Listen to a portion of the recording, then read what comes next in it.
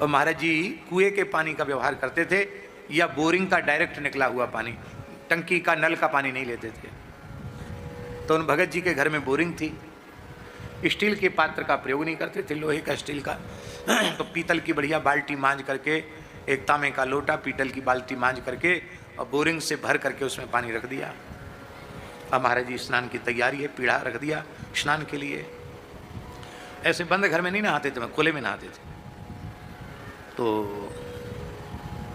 मेरी ओर देख के बड़ी जोर से डांट, फैला उसको। डर गए एकदम, फैला। मैंने फैला दिया, अमनिया कर। तो हमने मिट्टी लगा के अमनिया किया, फिर भरा उसको। तो जिस व्यक्ति ने मांझ करके भरा था उसको बड़ा बुरा लगा कि मेरे हाथ का, मैंने बढ़िया से मांझा, स्नान ध्यान करके आया, बर्तन बाल्टी मांझी, लोटा मांझा और भरा पानी। तो महाराज जी ने उसको स्वीकार फैला दिया। हमारे मन में भी आया कि महाराज जी ने ऐसा क्यों किया, इसमें कमी क्या थी, लेकिन डर के मारे कुछ बोले नहीं। स्नान करके महाराज जी आए, आसन पर बैठे।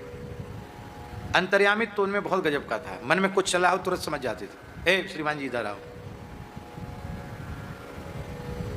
हम डर गए, आ गया महाराज, तुम तो पंडित हो, बताओ स्नान किस लिए किया जाता है? शरीर पवित्र हो जाए इसके लिए। पवित्र किस लिए हुआ जाता है? भगवत सेवा के लिए, ध्यान धारणा कर सकें, भजन कर सकें, नित्य नियम कर सकें, इसलिए शरीर का पवित्र होना जरूरी है। और शरीर की शुद्धि के लिए, पवित्र करने के लिए जल का प्रयोग होता है।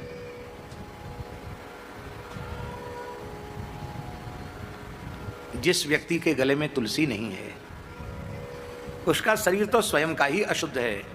उस अशुद्ध व्यक्ति ने मांझ करके पानी भरा तो पानी तो अशुद्ध हो गया। तो अशुद्ध पानी से शरीर की शुद्धि कैसे होगी? इसलिए श्रीमान जी बिना कंठी वाले का छुआ पानी से हम नहाते तक नहीं है। पुराने साधु कंठी जिसके गले में नहीं है, भगवत शरणागति नहीं हुई है, उसके हाथ का छुआ पानी नहीं पीते थे। महाराज जी बोले जिसके गले में कंठी नहीं, हम उसके हाथ के छुए हुए बाल्टी के जल में स्नान तक नहीं करते हैं। अब तुम कंठी वाले हो, तुमने मांझ दिया, अब मैंने नहा लिया, पवित्रता आ गई। इतना सूक्ष्म विचार महापुरुष लोग करते थे। अब वो चेला तो था महाराज जी का, वो महाराज जी का ही चेला था जिसने मांझ के भरी थी, पर गले में कंठी नहीं थी।